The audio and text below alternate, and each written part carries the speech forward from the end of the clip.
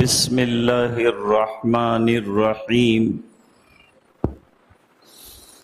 الحمد للہ وکفی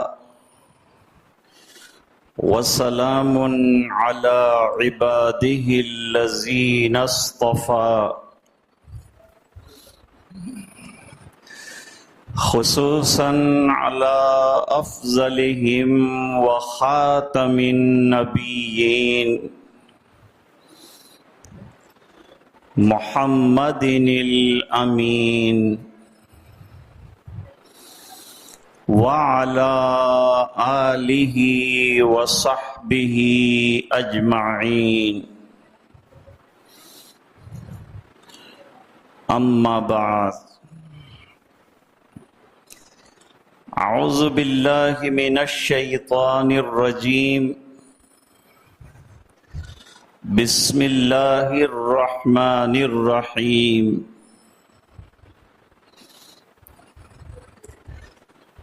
انما یعمر مساجد اللہ من آمن باللہ والیوم الآخر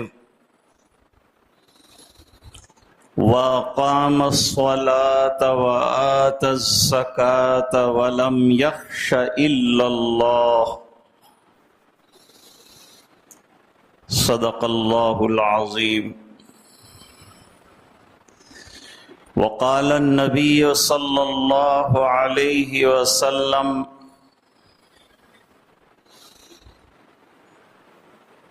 من بنا مسجدا للہ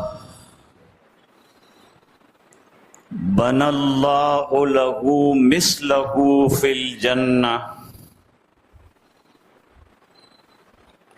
رواہ البخاری او کما قال علیہ الصلاة والسلام وصدق رسولہ النبی الامی الکریم ونحن علی ذلک لمن الشاہدین والشاکرین والحمد للہ رب العالمین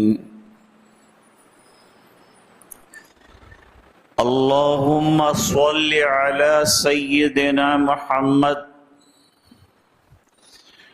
وعلی آل سیدنا محمد وبارک وسلم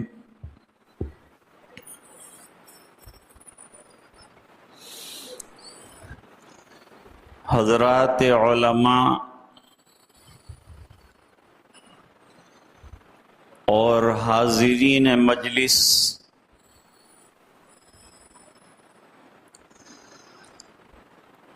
سب سے پہلے تو ہم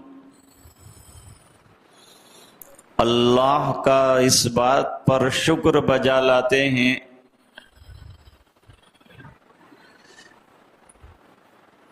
کہ اس نے اپنے فضل و کرم سے جامع مسجد کی توسیع کا کام بحسن خوبی مکمل فرما دی۔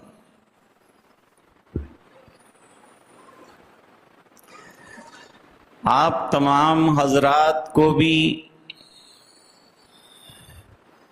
مبارکباد دیتے ہیں کہ اللہ نے اتنی شاندار اور بہترین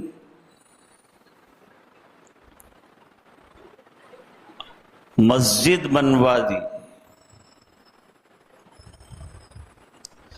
ثانیاً اللہ تعالی سے اس کی قبولیت کو مانگا جائے۔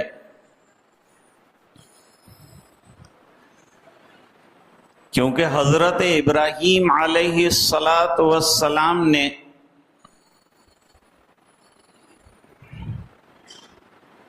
جب بیت اللہ کی تعمیر کو مکمل کر لیا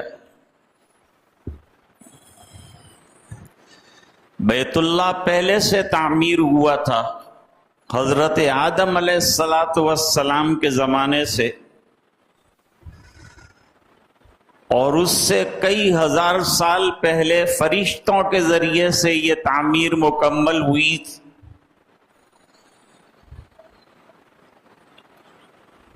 لیکن حضرت جبریل علیہ السلام نے بار دیگر نقشہ تیار فرمایا،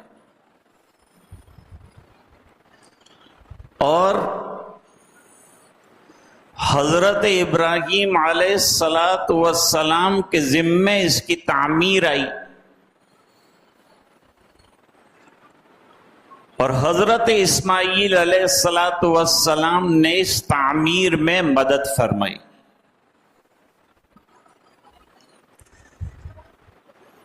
اس لیے ابراہیم اور اسماعیل کا تعمیر کے دوران کہ ایک کی تعمیر ہے، ایک کیا تعاون ہے، دونوں کو فاصلے سے ذکر کیا، اور پھر دعا فرمائی حضرت ابراہیم علیہ السلام نے، ربنا تقبل منا انک انت السمیع العلیم۔ اللہ یہ تیرے حکم پر، نقشہ جبریل پر ہم نے جو تیرا گھر بنایا ہے، اے اللہ اس کو اپنے فضل سے قبول فرما۔ جب نبی اللہ کے گھر کی قبولیت کی دعا کرتے ہیں تو ہماری تو بڑی کمزوریاں ہیں، ہم کو بھی اللہ کی بارگاہ میں قبولیت کی دعا کرنا چاہیے۔ بلکہ علماء نے لکھا کہ جب نماز پڑھ لو، تلاوت کر لو، تو اس کے بعد بھی یوں کہو کہ تقبل منا انک انت السمیع العلیم، شیطان کہیں رخنہ اندازی نہ کر دے اور ایک پیارے کام کو غیر مقبول نہ بنا دے اپنی شرارتوں کی وجہ سے۔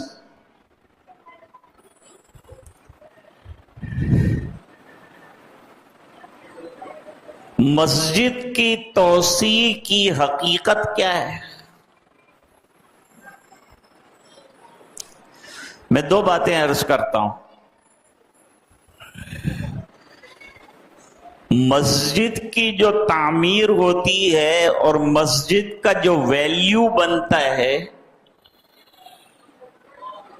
وہ مسجد کے تعمیر کرنے والے کون ہیں اور کیا ہیں اس پر بنتا ہے۔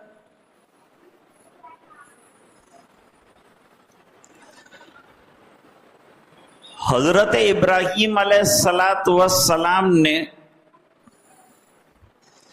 بتعاون حضرت اسماعیل علیہ السلام جو بیت اللہ کی تعمیر فرمائی، گویا نبی کے ہاتھ سے تعمیر ہوئی، اس وجہ سے اس کا درجہ بڑھ گیا۔ نمبر دو، مسجد میں نماز پڑھنے والے نمازی کون ہیں؟ اس کے اعتبار سے درجہ مسجد کا بڑھتا ہے۔ بیت اللہ شریف میں تمام انبیاء کرام کا ورود ہوا ہے، بشمول حضرت ابراہیم علیہ السلام کی۔ اس بنا پر اس کا ثواب نماز پڑھنے کا، فرض نماز پڑھنے کا ثواب وہاں بڑھ گیا۔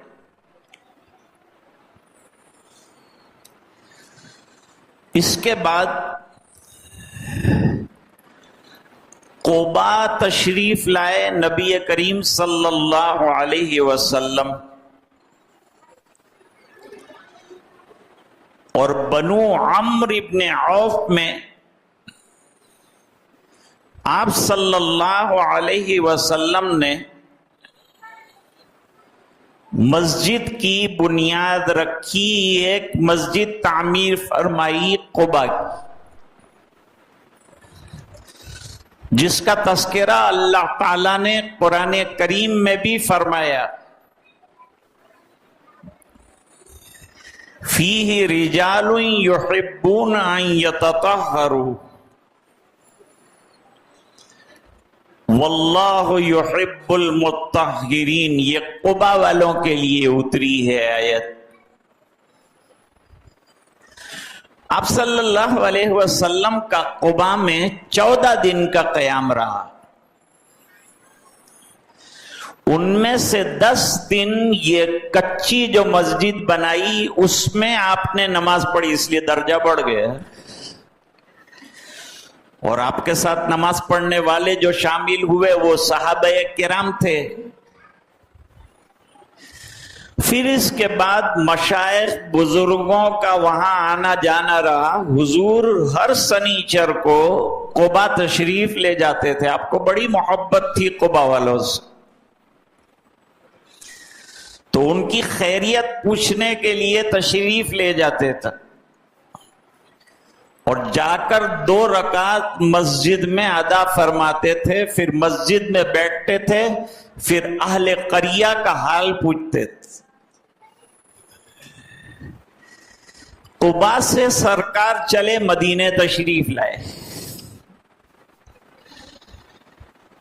مدینے میں اپنا گھر بنانے کے بجائے اللہ کا گھر سب سے پہلے بن جائے، اس کی فکر فرمائے۔ علماء نے ایک بات لکھی،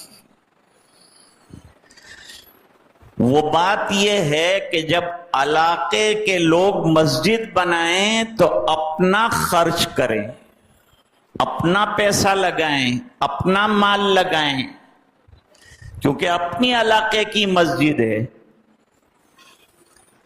قباء میں مسجد بنی تو قباء والوں نے خرچ کیا، مدینے میں مسجد بنی تو انصار و مہاجرین نے اور حضور نے خود خرچ کیا، اور بنو نجار کی جو اولاد تھی ان سے وہ زمین ویران تھی، اس کو لے لیا گیا، اس کے اندر قبریں تھی کافرین کی، ان کو پاٹ دیا گیا، اور کھجوروں کے درخت تھے ان کو تنوں کے طور پر، ستون کے طور پر استعمال کیا گیا، اور پتوں کو چھت کے طور پر استعمال کیا گیا۔ یہ سرکار کی مسجد ہے، کچی ہے لیکن نمازی پکے ہیں۔ حضرت شیخ الحدیث صاحب رحمت اللہ علیہ نے یہ بات تحریر فرمائی کہ آج الحمدللہ ہماری مسجدیں بنتی تو ہیں پکی، لیکن نمازی کچے ہوتے ہیں۔ ایک دور وہ گزرا کہ بغیر خشوع کے نماز پڑھنے والا مسجد میں ایک بھی نہیں تھا، اور حضور صلی اللہ علیہ وسلم کے دنیا سے تشریف لے جانے کے بعد صحابہ یوں کہتے ہیں کہ اب خشوع سے نماز پڑھنے والوں کی انتہائی طور پر کمی ہو۔ یہ جو مسجد بنی، مجھے واقعہ یاد آیا، ایک جگہ گاؤں میں مسجد نہیں تھی، گاؤں والوں کی تمنا تھی کہ جلدی مسجد بن جائے۔ بھئی مسجد کیوں جلدی بنے؟ تاکہ پنجگانہ نمازیں با جماعت مسجد میں ادا ہو۔ مسجدیں فرض نمازیں اور پنجگانہ فرض نمازوں کی ادائیگی کے لیے، اور سنن اور نوافل گھر پر پڑھنی چاہیے۔ ابھی تو وہ کرفیو وغیرہ کی وجہ سے گھر پر پڑھنا پڑتا ہے، لیکن علماء نے فرمایا کہ پہلے واقعی صحابہ گھروں کے اندر نمازیں پڑھتے تھے، حضور رات کو تہجد کی آوازیں ان کی سنتے تھے،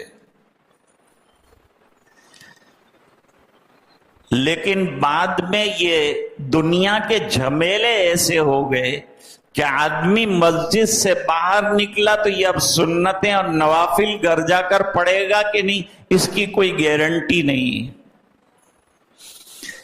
اس بنا پر فرمایا کہ اب نوافل بھی پڑھا کرو اور مسجد میں سنتیں بھی ادا کیا کرو، لیکن اس کا مطلب یہ نہیں ہے کہ گھر میں بالکل نمازیں نہ پڑھو۔ حدیث شریف میں فرمایا کہ جب کوئی شخص اپنے گھر سے نماز فرض پڑھنے کی نیت سے نکلتا ہے اور وضو بنا کے نکلتا ہے، ایک ہے لفظ وضو اور ایک ہے وضو، دونوں میں فرق ہے۔ وضو اس عمل کو کہتے ہیں جس کے ذریعے سے عبادت مقصودہ یعنی نماز ادا کی جاتی ہے، تلاوت قرآن کریم کی جاتی ہے، دیکھ کر پڑھا جاتا ہے، ہاتھ سے چھو کر پڑھا جاتا ہے، اور ایک ہے وضو، اس پانی کو کہتے ہیں جس کے ذریعے سے طہارت حاصل ہوتی ہے۔ تو اگر کوئی شخص گھر سے وضو بنا کر چلے اور نماز پڑھنے کی نیت سے چلے، حالانکہ بیچ میں کوئی دوسرے کام اس نے کر لیے تو کوئی حرج نہیں ہے، لیکن مین اس کا مقصد ہو فرض نماز کا پڑھنا، تو ہر قدم پر ایک نیکی اللہ عطا فرماتے ہیں، ایک گناہ معاف فرماتے ہیں اور ایک درجہ بلند فرماتے ہیں۔ ابھی تو نماز شروع بھی نہیں کی، اس سے پہلے اللہ تعالیٰ اس کو اجر دینا شروع کر دیتے ہیں۔ جب نماز پڑھ لے گا تو کتنا اجر کا بڑا خزانہ اپنے پاس جمع کر لے گا۔ وضو اتنی برکت والی چیز ہے کہ حدیث شریف میں فرمایا کہ اس کی وجہ سے جو اعضاء دھوئے جاتے ہیں ان کے گناہ معاف ہو جاتے۔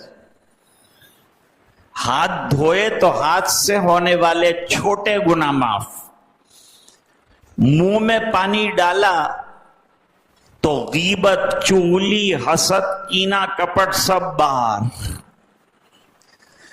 بھئی اس کی کیا دلیل ہے کہ باہر جاتے ہیں؟ اس کی دلیل حضرت امام اعظم ابو حنیفہ رحمت اللہ علیہ کا واقعہ ہے۔ امام اعظم ابو حنیفہ رحمت اللہ علیہ کو اللہ نے وہ بصیرت عطا فرمائی تھی کہ جب کوئی وضو کرتا تھا تو جس عضو کو دھوتا تھا اس سے کون سے گناہ جھڑ رہے ہیں یہ آپ کو نظر آتا تھا، آپ کھلی آنکھوں سے دیکھتے تھے۔ اللہ نہ کرے ہم میں سے کسی کو اگر ایسی عیب جوئی مل جائے تو اس کا خوب ڈنڈیرا پیٹے گا کہ آ بھائی نو تو آ گنو، آ بھائی نو تو آ گنو، آنکھ نو یہ گنو، فلانا نو یہ گنو۔ لیکن امام اعظم نے فرمایا اللہ یہ چیز مجھ سے لے لے کہ میں دوسروں کے عیب نہ دیکھوں، عیب کی نقاب کشائی ہو جائے مجھے پسند نہیں آتا، دوسرے کا عیب مجھے نظر آئے اور میرے دل میں اس کے لیے کھوٹ آئے مجھے پسند نہیں۔ یہ ملکہ اللہ نے حضرت عثمان ابن عفان رضی اللہ تعالیٰ عنہ کو بھی عطا فرمایا۔ ایک شخص مجلس میں آیا، تھوڑی دیر کے بعد حضرت عثمان رضی اللہ عنہ نے فرمایا کہ کچھ لوگ ہماری مجلس میں ایسے آتے ہیں کہ جب وہ آتے ہیں تو ان کی آنکھوں سے زنا ٹپکتا ہوا نظر آتا ہے۔ تو اللہ نے نیکیاں، حیا، بزرگی کے باعث کچھ کرامتیں اور کچھ نعمتیں اللہ تعالی نے عطا کی ہوئی. تو فرمائے قیامت کے دن حضور پاک صلی اللہ علیہ وسلم وضو کے اعضاء کے چمکنے کے ذریعے سے امت کو پہچانیں گے. دیکھیے یہ وضو کی برکت، ادھر چھوٹے گناہ معاف ہو رہے ہیں، ادھر یہ برکت حاصل ہو رہی ہے، ادھر مسجد میں آ کر دوگانہ ادا کر رہا ہے، اس کا ثواب مل رہا ہے. اور جب نماز پڑھ کر جاتا ہے اللہ کے ساتھ اتنا کانٹیکٹ کر کے جاتا ہے تو کتنا قرب اللہ کا نصیب ہوتا. نمازیں کیوں پڑھی جاتی ہیں؟ اللہ کے قرب کے لیے پڑھی جاتی ہیں. حدیث شریف ہے کہ اللہ کا قرب حاصل کرنے کے لیے سب سے بہترین عبادت نماز ہے. اور نمازوں میں بھی فرض نمازیں یہ اللہ کا قرب حاصل کرنے کا بہترین ذریعہ ہے. نمبر 2، اور بھی قرب بڑھانا ہے تو سنتوں کے ذریعے سے بڑھے گا. خالی نماز یہ سنت نہیں بلکہ ہر سنت کے ذریعے سے اللہ کا قرب بڑھتا ہے. بلکہ حدیثوں سے یہ پتا چلتا ہے کہ جب آدمی گناہوں سے بچتا ہے اور تقوی والی زندگی گزارتا ہے تو اس کا اللہ سے قرب بڑھ جاتا ہے، اور جب وہ نماز میں کھڑا ہوا تو اللہ کے ساتھ کانٹیکٹ میں آ جاتا ہے. اس کی دلیل کیا ہے؟ اس کی دلیل بخاری شریف کی صحیح حدیث ہے جس میں فرمایا المصلی یناجی ربہ، نماز پڑھنے والا اپنے پروردگار کے ساتھ سرگوشی میں لگا ہوا ہے.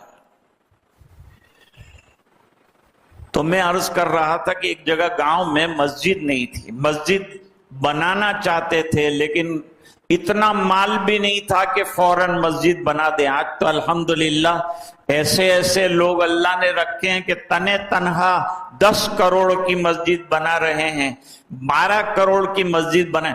مسجد اللہ کے لیے بنانا ہے، نام و نمود کے لیے نہیں بنانا ہے، یا دوسروں کی ریس لگانے کے اندر نہیں بنانا ہے. مسجد شاندار بناؤ کوئی حرج نہیں، لیکن للہ، اللہ کے لیے بنانا ہے. ثواب حاصل کرنے کی نیت ہو اور اللہ کا قرب حاصل کرنے کی نیت ہو، اس نیت سے بنانا ہے. اس نیت سے حضرت عثمان غنی رضی اللہ تعالی عنہ نے مسجد کی توسیع فرمائی. ذرا اس کی تاریخ بھی آ جائے. حضور صلی اللہ علیہ وسلم والی مسجد کا اگر میں واقعہ بیان کروں گا تو 1 گھنٹہ تو اس میں چاہیے. دوسرا یہ کہ حضور صلی اللہ علیہ وسلم نے جو مسجد بنائی اس میں 10 سال آپ نے نماز ادا فرمائی، اس لیے فرض نمازوں کا وہاں درجہ بڑھ گیا. اور پیچھے نماز پڑھنے والے جو ہیں وہ صحابہ کرام تھے، وہ سب جلیل القدر صحابہ کرام تھے. منافق بھی جو ہے چھپتا پھرتا تھا کہ نماز نہ پڑھے، وہ بھی آتا تھا مسجد میں کہ میرے اوپر لیبل لگ جائے گا نفاق کا، تو وہ بھی آتا تھا نماز پڑھتا تھا. کٹر درجے کے جو منافق ہوتے تھے وہ نہیں پڑھتے تھے. حضور کا زمانہ ختم ہوا اور حضرت ابو بکر رضی اللہ عنہ کا دور آیا. حضرت ابو بکر رضی اللہ تعالیٰ عنہ کا دور ہنگاموں کا دور رہا. اسلامی حکومت کو اسٹیبل کرنے کے لیے اور مختلف جو فتنے پھیل رہے تھے ان فتنوں کو فروغ کرنے میں 2 سال کا عرصہ لگا. اس کے دوران مسجد نبوی شریف کی توسیع نہیں ہو سکی. بعض لوگ پوچھتے ہیں بھائی توسیع جائز ہے؟ تو توسیع اس وقت نہیں ہوئی. پھر دور آیا حضرت عمر رضی اللہ عنہ کا. حضرت عمر رضی اللہ تعالیٰ عنہ کے زمانے میں مسجد کی توسیع ہوئی، لیکن توسیع میں حضرت عمر نے کن باتوں کا خیال کیا؟ فرمایا میں مسجد کو اس طرح سے وسیع کروں گا تاکہ لوگوں کو بارش سے، سردی سے اور گرمی سے بچا سکوں. اس طرح کی مسجد بناؤں گا. تو مسجد نبوی شریف کے اندر توسیع کی، جو پرانی مسجد تھی اس کے اندر اضافہ کیا. پھر دور آیا حضرت عثمان غنی رضی اللہ تعالی.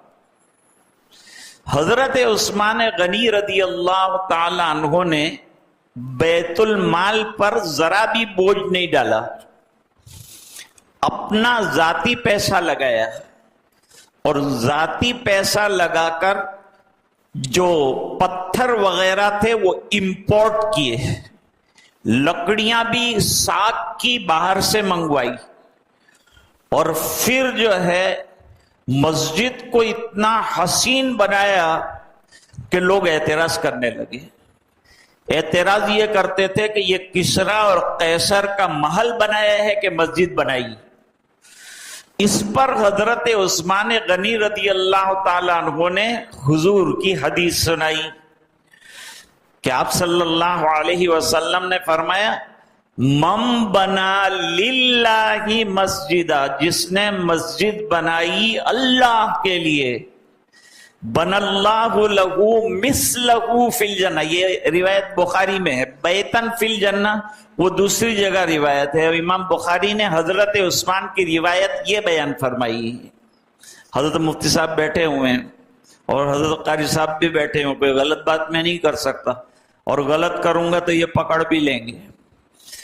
تو حضرت عثمان رضی اللہ عنہ نے فرمایا جیسی مسجد بناؤ گے، حضور نے فرمایا اس شایان شان کی مسجد، گھر، محل اللہ جنت میں دیں گے. اب ہم نے دنیا کے مٹیریل میں جو اچھی چیزیں تھی وہ لگائی، تو اللہ تعالی جنت کے اندر جو ہم کو محل دیں گے وہ جنت کے مٹیریل کا ہوگا. مٹیریل بھی وہاں کا ہوگا، چیزیں بھی وہاں کی ہوگی، اور پھر جو ہے وہ محل بنے گا ہمارا شاندار.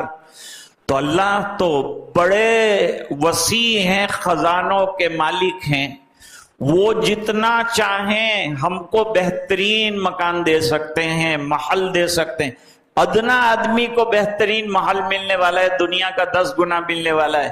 تو جب شاندار مسجد بنائی ہوگی، اور شاندار مسجد میں بھی یہ ضروری نہیں کہ ایک ہی آدمی نے بنائی ہو. حضرت عثمان نے تو اکیلے بنائی، لیکن 4 آنے لگائے، اس کو بھی اللہ ایک گھر دے دے گا. اللہ کے خزانے میں کوئی کمی نہیں. اس لیے آپ حضرات نے مسجد بنائی تو وہ گاؤں والے مسجد بنانا چاہتے. اب انہوں نے کہا اتنا پیسہ بھی نہیں ہے، باہر سے چندہ کرنا بھی مناسب نہیں ہے، گاؤں کی مسجد ہے، کیا کرے؟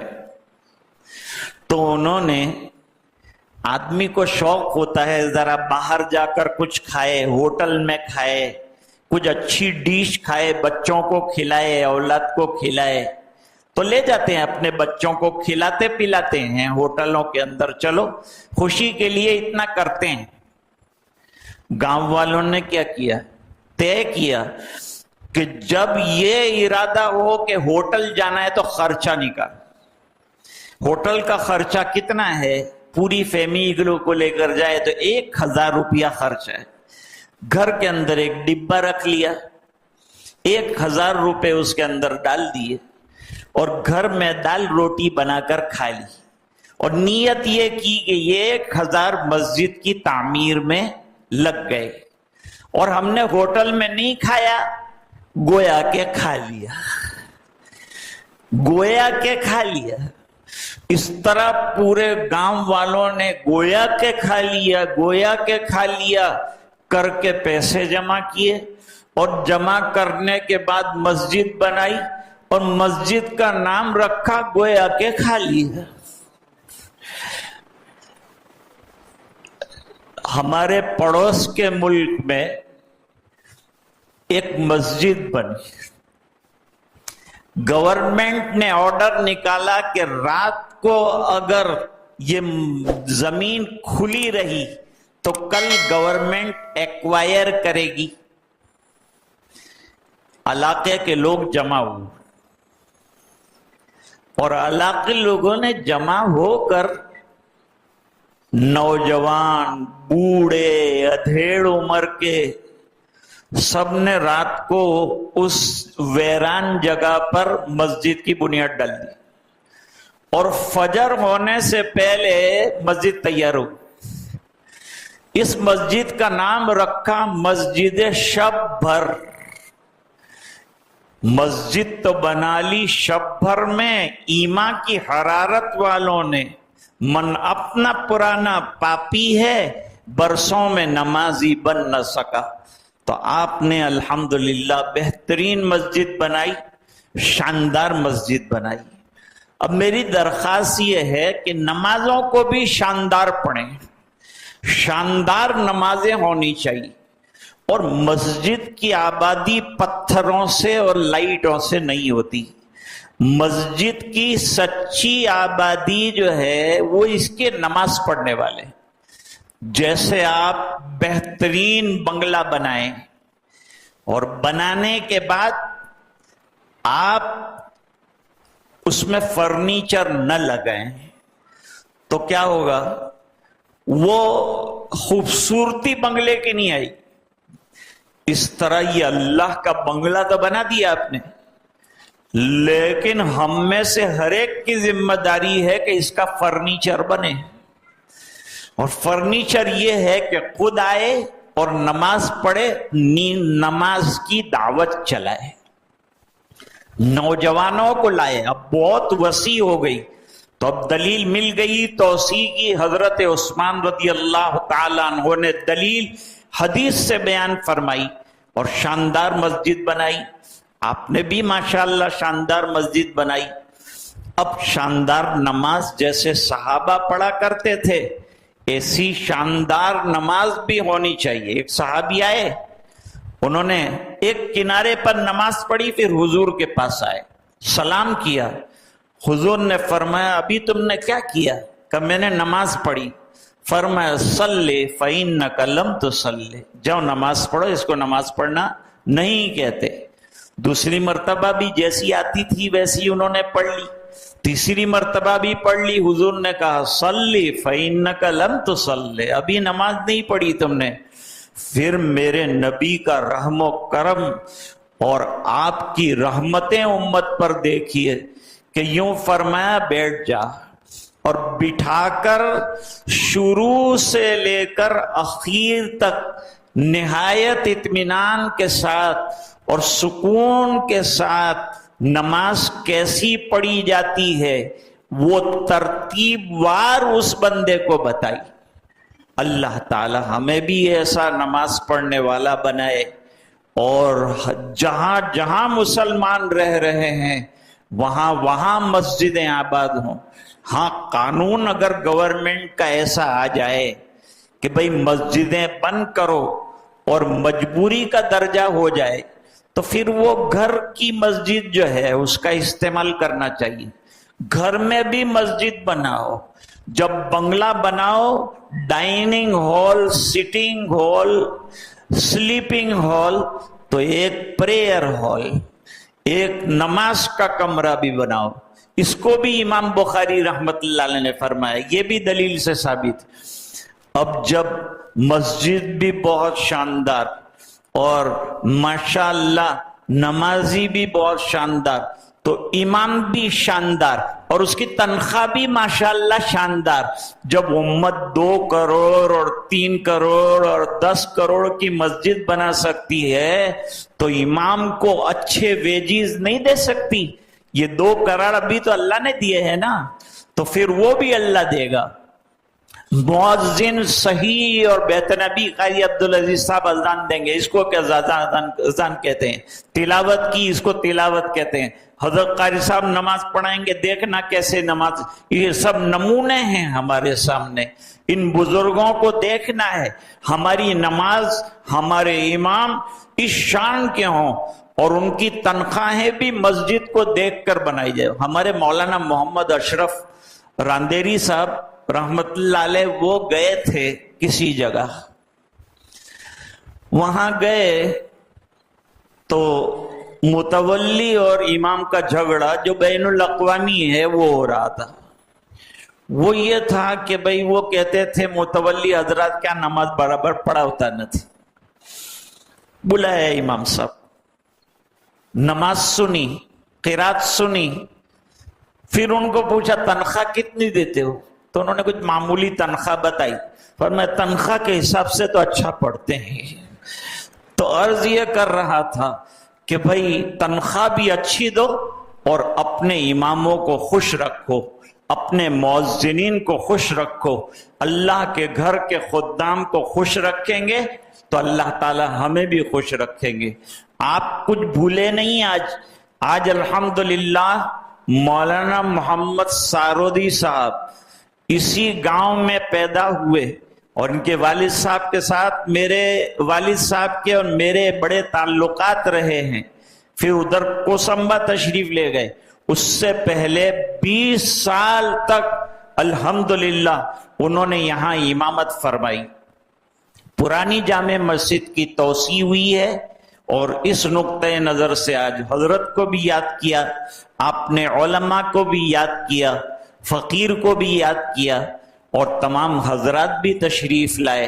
بہت مضامین ہے اس وقت بیان کرنے کے، لیکن یہ چند پر اکتفا کرتا ہوں اور دعا کرتا ہوں کہ اللہ تعالی ہم سب کو پکا نمازی بنائے، 100% نماز پڑھنے والا، خشوع اور خضوع کے ساتھ اللہ کے دربار کی حاضریاں نصیب فرمائے اور یہ ٹوٹا پھوٹا اپنے فضل سے قبول فرمائے۔ جن حضرات نے جس طرح سے اس مسجد میں تعاون کیا ہے، وقت دیا ہے، داد و دہیش فرمائی ہے، مولانا ادریس صاحب بھی تشریف رکھتے ہیں، یہ سب جنہوں نے کیا ہے اللہ اپنے شایان شان ان کو بہترین سے بہترین بدلے عطا فرمائے۔ میں بزرگوں سے معافی